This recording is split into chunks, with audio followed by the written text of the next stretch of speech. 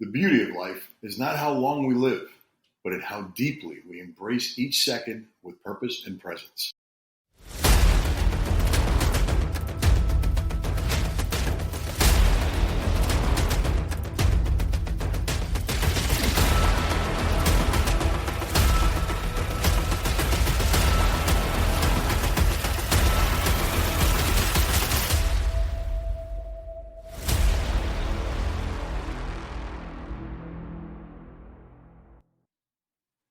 Hey guys, welcome back to another episode of the Leaders Realm podcast. I'm your host, Tony Cammarata, serial entrepreneur, certified Maxwell team member, business coach, personal mindset coach, sales trainer, and speaker.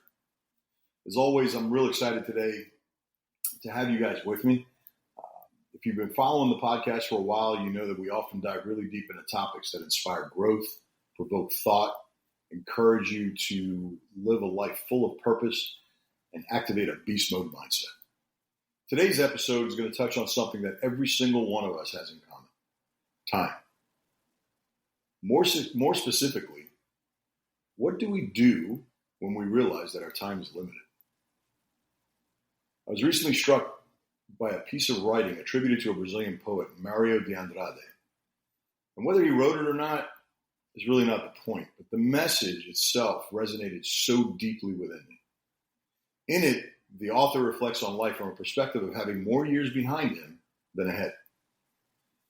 It's a reflection on savoring life, on living with intention, and on making the most of the time that we have left. It touched me so deeply that although I know I've done an episode in the past on intentional living, I really felt led to share it again, but only through the eyes of the author. We're living in troubled times, guys. Times of divisiveness, loss, hatred, war, most recently unprecedented natural disasters that have really shed light on where we've come as humans. And it's scary. It really is scary. Social media is just exploding with hate. When we should just stop and be savoring the sweetness of time that we have left. So I want to start off today by reading this poem to you. So sit back, grab your coffee, and let's savor the sweetness of now. I counted my years and found that I have less time to live from here on than I have lived up to now. I feel like that child who won a packet of sweets. He ate the first with pleasure, but when he realized that there were few left, he began to enjoy them intensely. I no longer have time for endless meetings where statutes, rules, procedures, internal regulations are discussed, knowing that nothing will be achieved. I no longer have time to support the absurd people who, despite their chronological age, haven't grown up. My time is too short. I want the essence. My soul is in a hurry. I don't have many sweets in the package anymore. I want to live next to human people, very human, who know how to laugh at all of their mistakes and who are not inflated by their triumphs and who take on their responsibilities. Thus, human dignity is defended, and we move towards truth and honesty. It is the essential that makes life worth living. I want to surround myself with people who know how to touch hearts, people who have been taught by the hard blows of life to grow with gentle touches of the soul. Yes, I'm in a hurry. I'm in a hurry to live with the intensity that only maturity can give. I don't intend to waste any of the leftover sweets. I'm sure they'll be delicious, much more than what I've eaten so far. My goal is to reach the end satisfied and at peace with my loved ones and my conscience. We have 2 lives, and the second begins when you realize you only have one. There's a lot there to think about, guys. So let's just start out by thinking about the concept of time as a finite resource. For most of us, time is something we don't fully appreciate until we realize that it's running out. When we're young, we live with a sense of immortality. Time seems endless. We live without urgency, believing that we have all the time in the world to achieve our goals, to build relationships, to experience life. But at some point, whether it's in our 30s, 40s, or 50s, we start to feel a shift. We begin to realize that there's more sand in the bottom of the hourglass than in the top. That's when something changes in us.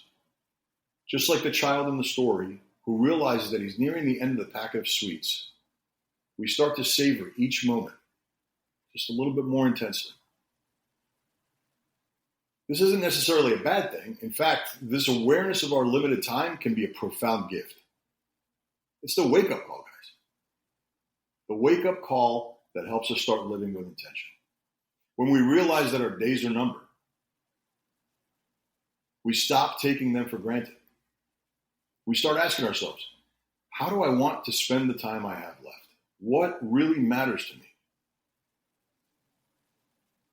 Let's be real. Life is often filled with distractions, obligations, pressures that pull us in a million different directions. It's so easy to get caught up in the busyness of life and forget that our time is truly limited. But when we stop to reflect, when we pause long enough to consider that we won't be here forever, we gain a whole new perspective. So the first step in living intentionally starts out with acknowledging the brevity of life. It's about recognizing our time is a gift, and it's not infinite. So I encourage you right now, take a deep breath and ask yourself, how am I spending my time? Am I using it wisely? Am I investing it in the things and the people that truly matter to me? Am I living the life that I truly set out to live? So now that we've acknowledged the finite nature of time, let's talk about deliberate choices about how we spend our time, our energy, our resources. It's about focusing on what really matters and cutting out the noise. The piece I mentioned earlier, it says something incredibly powerful.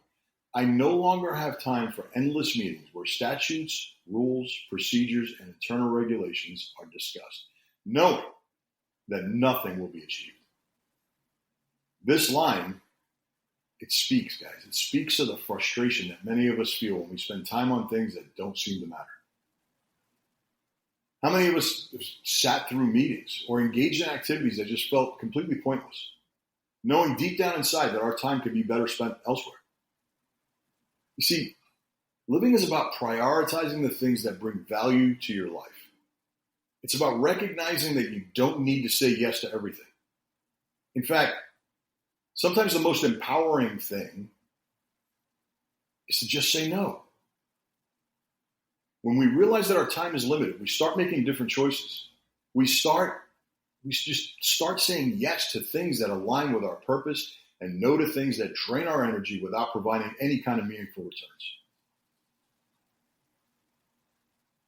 I just want to go back to the metaphor of the sweets. At the beginning, the child starts eating the sweets without much thought, enjoying them, but not really savoring them. But as the number of sweets began to dwindle, the child starts to appreciate each one more and more and more. So in your life, what are your sweets? What are the things that bring you joy? What are the things that bring you fulfillment? What are the things that bring you a sense of purpose? For some, it's time spent with family. For others, it's creating something meaningful, whether it's art, a business, or building a legacy. Maybe for you, it's traveling, exploring new places, or helping other people through service. Living intentionally means identifying what your sweets are and focusing on them. It means choosing to spend your time on the things that bring you the most fulfillment, rather than getting caught up in the things that don't matter. So one of my personal examples is that, I love spending time with people who are authentic, people that are real, people that are not judging, who aren't afraid to be vulnerable. I cherish moments with my friends, my loved ones, where we can have deep, meaningful conversations. I enjoy the simple pleasures, like cooking, walking along the river, watching a sunset or a waterfall. helping others achieve their goals. These are my sweets. And when I realized how precious time really is, I had to make a conscious decision, guys. And that decision was to prioritize those moments. I invite you today to do the same thing. Take a moment, think about your own life. What are the things that bring you the most joy? What are the activities, relationships, or experiences that just make you feel alive? Once you've identified them, make a commitment to prioritize them. Don't let the busyness of life crowd out the things that truly matter. Stop getting caught up in all the crap that's going on around us and start living a fulfilled life. In order to savor these moments, we've got to remove all of this clutter. And by clutter, I don't mean just physical clutter, although that's part of it. I'm talking about the mental, the emotional, the social clutter, the things that take up space in our minds and our lives but bring us absolutely zero value. In the piece, the author says, I no longer have time to support the absurd people who, despite their chronological age, haven't grown up. This speaks to the idea that as we grow older and more intentional about our time, we start to distance ourselves from relationships and situations that drain us rather than nourish us. So just stop and think, do you have any of these relationships in your life that feel more like obligations rather than sources of joy, that feel like they're just draining you?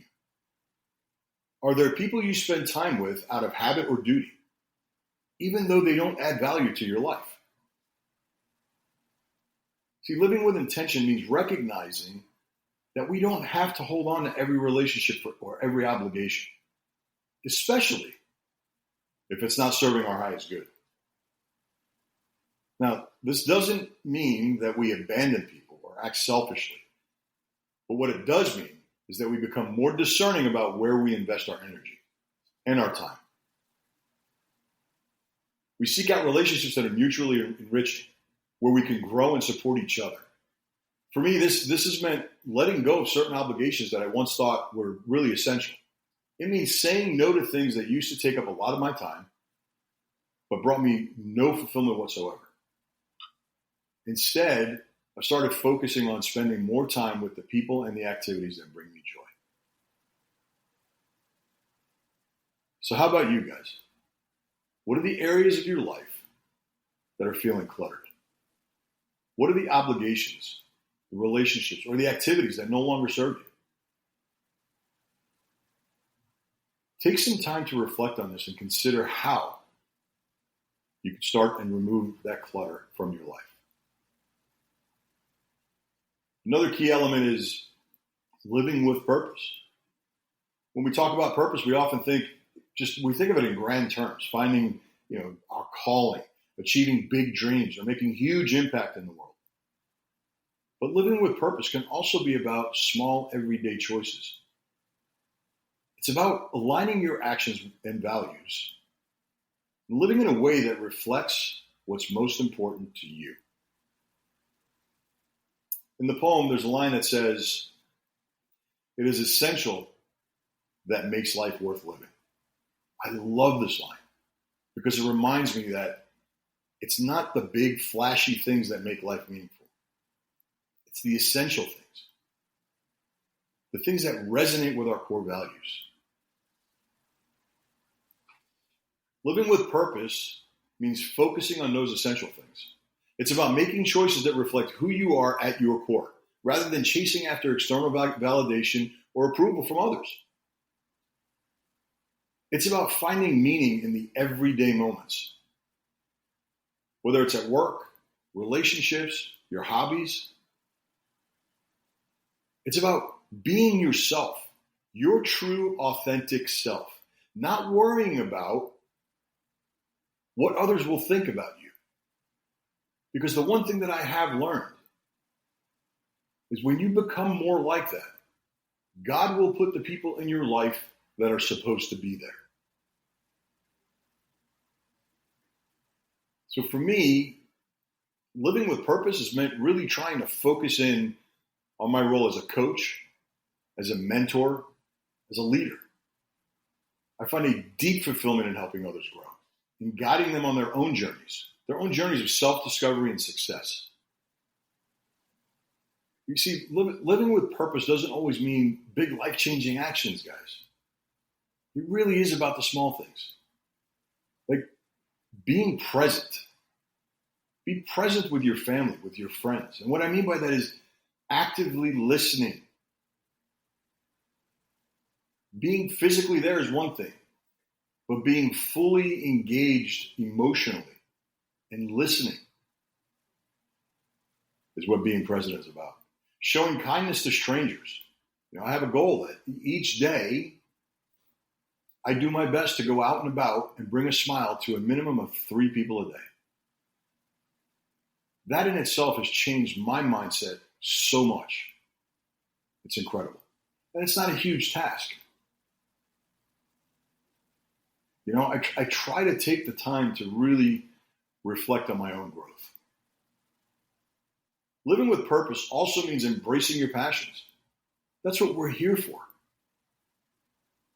If you can't embrace your passions and you can't become the person that God meant for you to become, you just simply exist.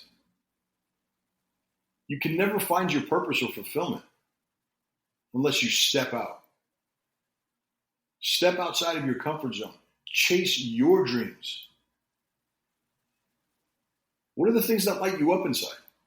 What are the activities that make you completely lose track of time because you're so fully engaged in them? These are your passions. And they are the key ingredient to living a fulfilled life. Now, if you haven't already, I encourage you, take some time to reflect on your purpose. What are the things that most matter to you? Not someone else, but you. What are the values that guide your decisions and actions? And how can you align your life more closely with those values?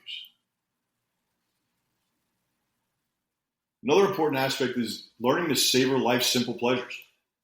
In the rush of daily life, and we all go through it, it's so easy to overlook the small moments of joy. The little things that make life sweet. But when we begin to live with this type of intention and we're specific in our living, we start to notice these moments more. We start to savor them. Just like the child savoring his last few sweets. Think about the simple pleasures in your life. Maybe it's that first sip of coffee in the morning, or the sound of the birds singing outside, or the sound of your child's laughter. Maybe it's the warmth of the sun on your face during your morning walk, or the feeling of accomplishment after finishing a huge project. These are the moments. They may seem small, but they're the fabric of a fulfilling life. Living with this type of intention means being present in these moments, appreciating them fully, and allowing yourself to experience the joy. It means slowing down enough to notice the beauty in every single day. Again, one of my simplest pleasures that I savor is cooking. There's just something so satisfying about creating a meal from scratch, using fresh ingredients, sharing it with others. I love the process. The chopping, the mixing, the tasting, the joy of sitting down to enjoy the final product. It's a tiny thing, but it brings me immense joy. So what are those simple pleasures for you? What are those small moments of joy that you're overlooking because you're stuck in the busyness and the craziness and the distractions and the hate and the divisiveness? It's about finding happiness. Find happiness in the little things, rather than always sitting back and waiting for the big life-changing events. Of course, living like this doesn't mean that life's going to be easy. We're all going to face challenges, setbacks, and we're going to come into very difficult seasons in our life. But when we live with specific intention, we approach these challenges with a different mindset. Instead of seeing them as obstacles, we see them as opportunities for growth. Again, in the poem, the author talks about wanting to surround himself with people who have been taught by the hard blows of life to grow with gentle touches of the soul. This very line is a reminder that life's challenges can shape us, but it can shape us in powerful ways. When we face difficulties, we have a choice. We can let them defeat us, or we can let them refine us. Like fine gold in the fire. Living intentionally means choosing to grow through life's challenges. It means facing adversity with grace and resilience, knowing that even the hardest seasons have something to teach us. One of the greatest lessons that I've learned is that challenges are part of life, but they absolutely do not define who we are. It's how we respond to those challenges that shapes our character.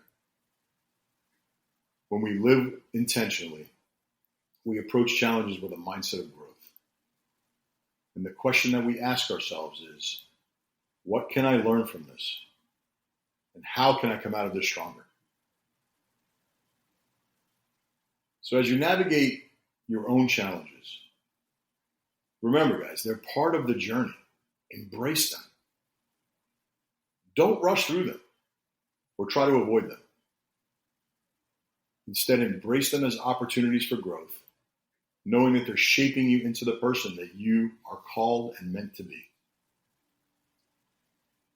And finally, let's reflect on one of the most powerful lines in this piece, the one that really resonated. We have two lives, and the second begins when you realize you only have one. This is a profound truth.